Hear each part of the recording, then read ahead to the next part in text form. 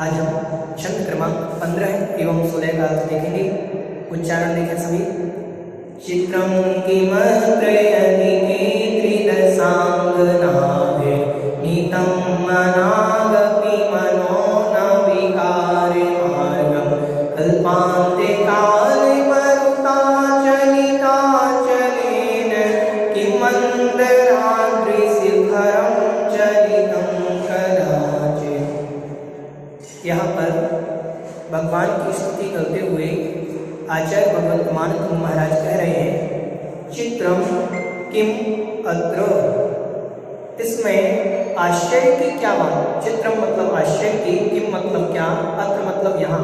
यहाँ पर क्या आश्चर्य यदि, ते मतलब आपके, त्रिदशांग, ते मतलब आपको, त्रिदशांग नाभि, त्रिदश कहते हैं देवताओं को, त्रिदश किन्हें कहते हैं, देवताओं को। उन देवताओं की अंगनाभि मतलब स्त्रियों के द्वारा, मतलब देवियों के द्वारा, देवियों के द्वारा नीतम मना अपि मनो न विकार मार्गम। नीतम मतलब प्राप्त हुआ, मना अपि थोड़ा भी, मनः मतलब मन, थोड़ा भी आपका मन प्राप्त, न विकार मार्गम विकार मार्ग को प्राप्त, ना मतलब नहीं हुआ। समझ में आया। देवताओं की जो पत्नियां हैं, देवियां हैं, उन देवियों के द्वारा बड़े हाव भाव दिखाने पर भी आपका मन, मना अपि थोड़ा मात्र भी, विकार मार्गम न नीतम विकार मार्ग को प्राप्त नहीं हुआ। भगवान ध्यान मुद्रा में लीन है, साधना कर रहे हैं उन्हीं अवस्था में, और कोई देवी आकर के उनके सामने नृत्य करने लगे तो देवियां या कोई भी आ जाए, कितनी भी सुंदर स्त्री आ जाए, अप्सरा आ जाए, देवी आ जाए, उनको मार्ग से विचलित नहीं कर सकती, क्योंकि अघोर ब्रह्मचारी तब के धनी होते हैं वह। आगे कहा, कल्पांत, जिस प्रकार कल्पांत काल मरुता चलिता चलेन, कल्पांत काल की मरुता, मरुता मतलब वायु, प्रलय काल की जो वायु है, जो कैसी है, चलित अचलेने, अचलेने जो अचल चीजें हैं उनको भी चलायमान कर देती है। अचल चीजें जैसे पेड़ है, ये चलायमान है क्या, अचल है, लेकिन प्रलय काल की हवा इसको भी उखाड़ करके फेंक देती है। कौन सी हवा, प्रलय काल की। प्रलय काल की हवा अचल वस्तुओं को चलायमान कर देती है, पेड़ आदि को उखाड़ करके फेंक देती है।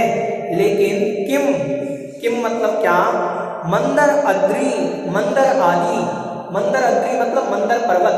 कौन सा मंदर पर्वत, 5 मेरु में आते ना, प्रथम सुदर्शन स्वामी विजय अचल मंदर कहा, तो मंदर नाम का जो पर्वत है या सुमेरु पर्वत कहते हैं उसको, कि मेरु पर्वत को शिखरम, मेरु शिखरम, मेरु पर्वत को चलितम क्या चला पाई, कदाचित मतलब कभी, क्या वह मेरु पर्वत को हिला पाई। कितनी भी प्रलय काल की हवा हो, पहाड़ टूट करके गिर सकता है, सामान्य पहाड़, वृक्ष उखड़ करके गिर सकते हैं, लेकिन भगवान मेरु पर्वत कभी नहीं उखड़ सकता। समझ में आ रहा है। इसी प्रकार हे भगवान, कितनी भी देवियां कितना भी सुंदर रूप बना करके आपके समक्ष आ जाएं, अन्य देवी देवता तो डिग सकते हैं अपने मार्ग से, अपनी साधना से, लेकिन आप तो सुमेरु के समान अचल हैं। आपको देवताओं की स्त्रियों ने किंचित मात्र भी आपके मन में विकार पैदा नहीं किया, तो इसमें कोई आश्चर्य की बात नहीं है। समझ में आया। आपने एक कहानी सुनी होगी, एक कोई साधक थे अन्य मतावलंबी में, ये साधना कर रहे थे, वो साधना कर रहे थे तो एक देवी अप्सरा उनके सामने नृत्य करने लगी।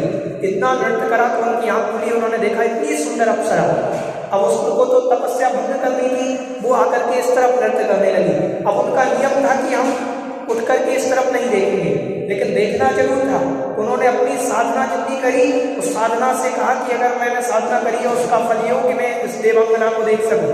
उनका दूसरा मुख बन गया इस तरफ, साधना का फल से। फिर पीछे आ गई वो तो पीछे बना लिया, इस तरफ आ गई तो इस तरफ बना लिया। मतलब कितनी साधना करी और एक अप्सरा के राग में अपनी तपस्या सारी भंग कर ली। और भगवान जैसे आपके समक्ष, आपके सामने कोई भी देवी आ जाए, कोई भी स्त्री आ जाए, कितना भी आपकी साधना को भंग करना चाहे, आपकी साधना में भंग नहीं हो सकता। मेरू पर्वत को कोई कल्पांत काल की प्रलय काल के तूफान आदि मेरू पर्वत को नहीं हिला सकते। अन्य पर्वतों को उखाड़ के फेंक देंगे लेकिन मेरू पर्वत नहीं। इसी प्रकार हे भगवान आपका जो मन है वो मेरू के समान है। अर्घ में भी हम बोलते हैं ओम ह्रीं मेरू मनोबल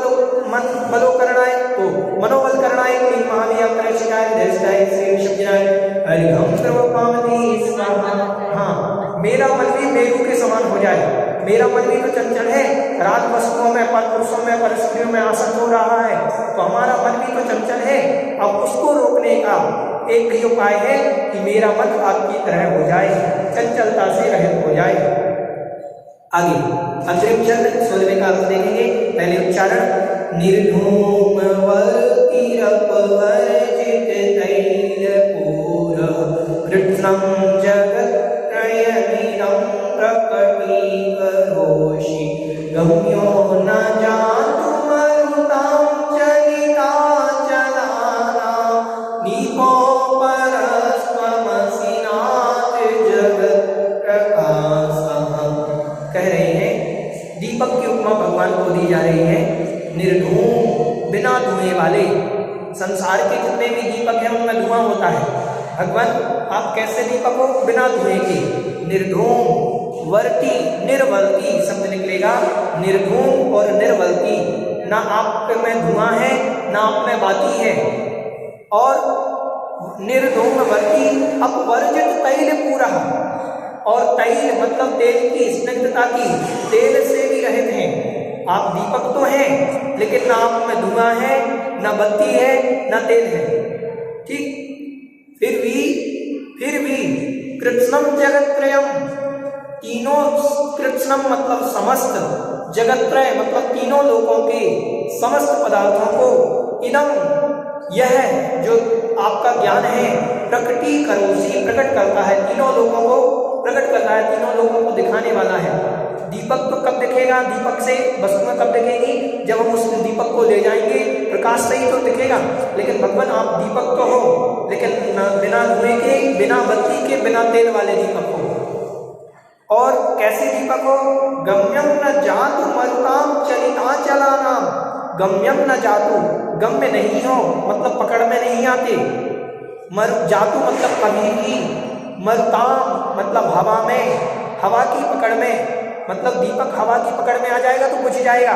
लेकिन भगवान आप ऐसे दीपक हो कि कल चलिता चलाना, ऐसी हवा हो जो चलित पदार्थ को भी, वो अचलित पदार्थ को भी चलायमान कर दे।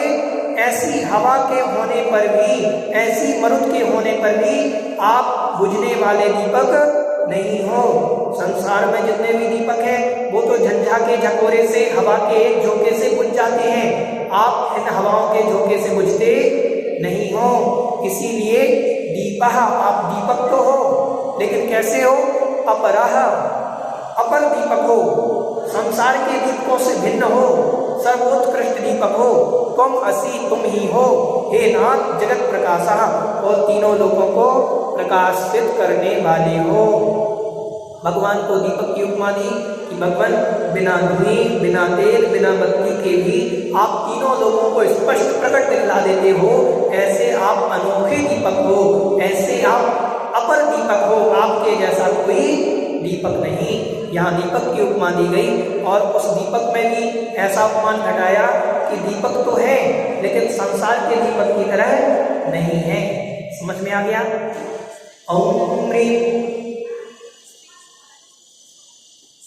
स्त्री बताया इसमें ऊपर वाले छंद में, त्रिदशांग नाभि, त्रिदश मतलब होती है देवता, और अंगना भी, अंगनाएं मतलब होती है पत्नी।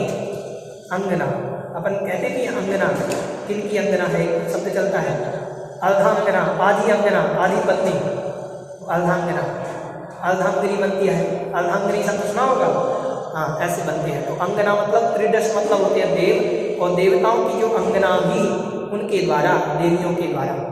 चलिए ओम ह्रीं त्रिलोक संग्राय क्लीं महाव्याघ्रशिखाय श्री विशुद्धाय अर्घ्यं ध्रुवपावती स्वाहा। नास्तं कदाचिदुपयासि कदा